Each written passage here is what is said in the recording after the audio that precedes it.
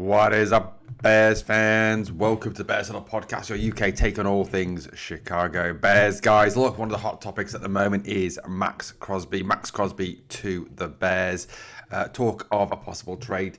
A lot of Chicago Bears fans saying that they would love to see Crosby in Chicago next season. Many people feeling it could be a final piece as the Bears are in win now mode. Look, I'm going to put perhaps a slightly controversial opinion across here. I personally believe that the Bears trading for Maxx Crosby would be a massive, massive mistake by the organisation. A huge, huge error to bring Crosby to Chicago. And I think there's a number of reasons for this. Look, I would not put Maxx Crosby as an elite level edge rusher. I would not put him in the same category as the likes, say, of Myles Garrett, TJ Watt, any of those guys. He's certainly not Trey Hendrickson. I wouldn't even put him as good as Trey Hendrickson. Trey Hendrickson is a free agent. Probably could be got for a little bit cheaper than the contract that Maxx Crosby is on. Honestly believe that bringing this guy to Chicago would be a huge, huge mistake by the Bears, and certainly something that Ryan Poles should not be looking at. If you talk about just about his cap hit for this season, his cap hit is going to be approximately $35.7 million in 2026. $35.79 million for an organization that has zero cap space at this moment in time. It would be insane to go and get this guy. Yeah, I know you could restructure the deal, you could do that, but there is a need to restructure a lot of deals.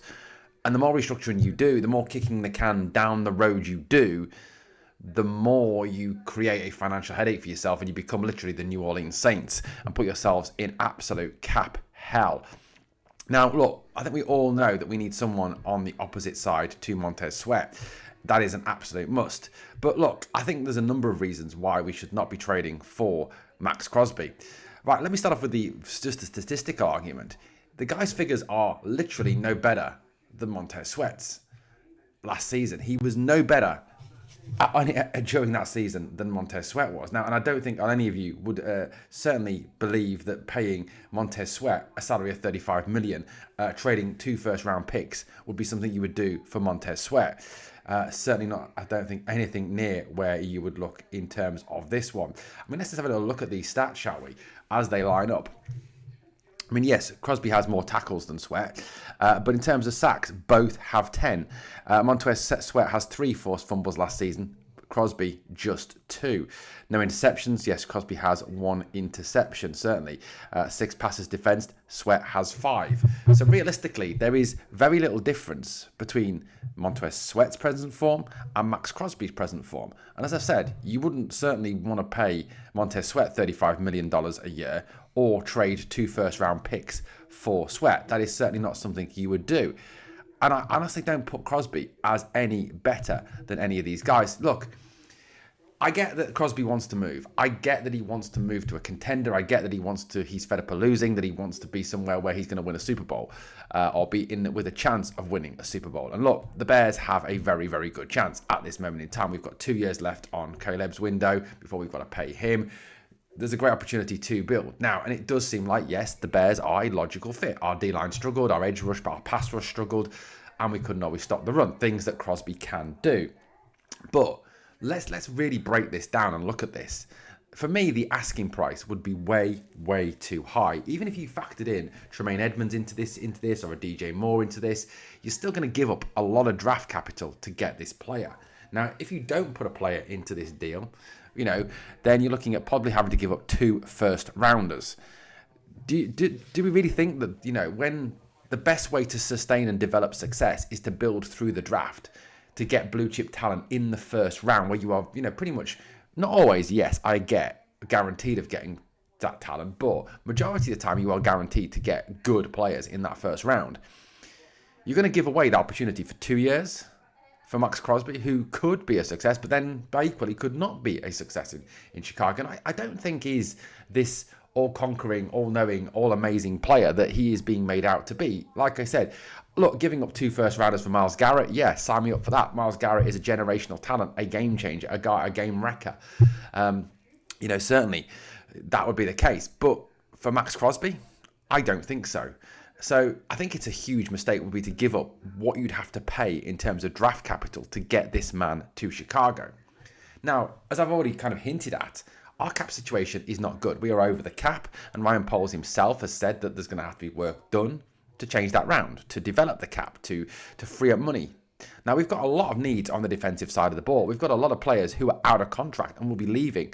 Now, if we're going to re-sign some of these guys, like Kevin Byard, for example, like CJ Gardner-Johnson, for example, then we need money to do that. Now, if you're freeing up cap space and you're going to pay Crosby $35 million or whatever, $30 million, if you somehow manage to rein it back, or 25, if you manage to somehow move it back, you are leaving yourself in a position where you are going to be unable to make any moves to re-sign a lot of your own players or bring in a lot of other free agents. And you've already given up draft capital, let's remember, to bring in other players. So you've got a defense that, yes, has Maxx Crosby, but he's probably lacking a linebacker, he's lacking in the safety room, he's lacking in the cornerback room, he's lacking in the defensive line, because you've given up cap space and you've given up draft capital, and you've tied up an awful lot of cap space in this guy. Crosby's salary would mean there would be so little room for Bears to do absolutely anything, in free agency or going into coming through the draft. There's so little cap space just because one man gets all that money. Now, to me, this does not make any sense on any level. As I've said, in terms of production, the production is the same as Montez Sweat's.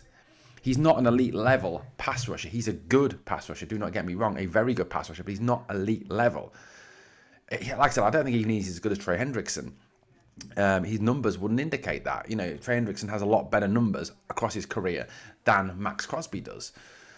And like I said, the cap space, it's all about that for me. If we want to build this defense long term, and we want to build a team that's going to be successful long term, you need to maintain and keep your draft capital, so that we can go and get in the draft people, that can make it, like Woods, like Banks, like Caden McDonald, people like that who can actually come in and make a difference long term.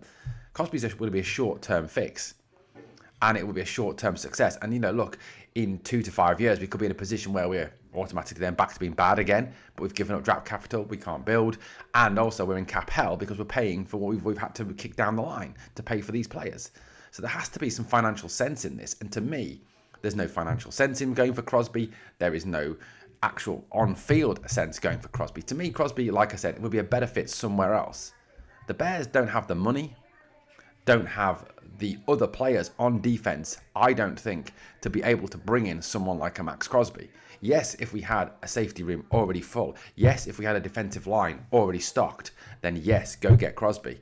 But, at this point in time, this is not a trade or a move that we should be making under any circumstances. Guys, let me know your thoughts in the comments, and bear down.